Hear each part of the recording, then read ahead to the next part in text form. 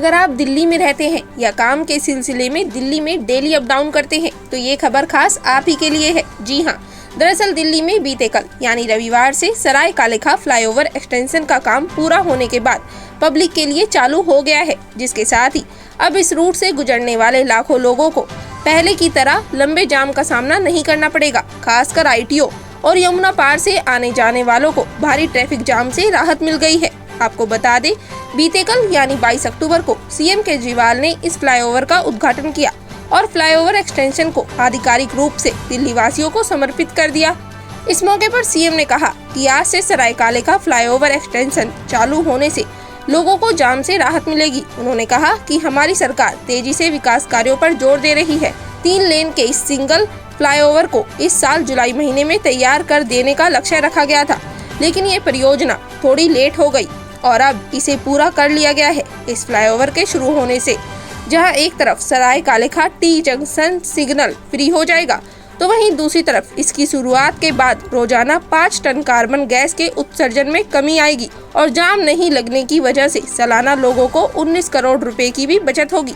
आपको बताते चले, इस फ्लाईओवर के उद्घाटन के समय मुख्यमंत्री अरविंद केजरीवाल के साथ दिल्ली सरकार में मंत्री अतिशी भी रही।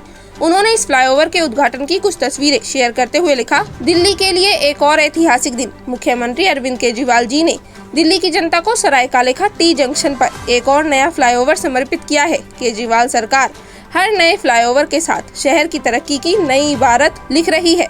बधाई हो दिल्ली। गौर हो, सराय कालेखा दिल्ली के आवाजाही के हिसाब से काफी बिजी एरिया है, जिस वजह से लोगों को यहाँ घंटों जाम में फंसा रहना पड़ता था।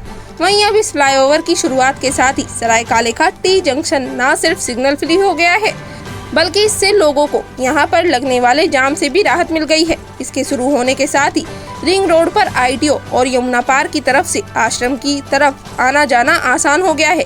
जानकारी के मुताबिक सराय कालेखा में सिंगल लेन फ्लाईओवर बनाने के लिए PWD ने 6 सितंबर 2022 को इसका शिलान्यास किया था। लगभग 643 मीटर लंबे इस फ्लाईओवर के निर्माण के लिए 65.55 करोड़ रुपए खर्च का अनुमानित बजट रखा गया था, लेकिन ये काम 50 करोड़ में ही पूरा कर लिया गया है।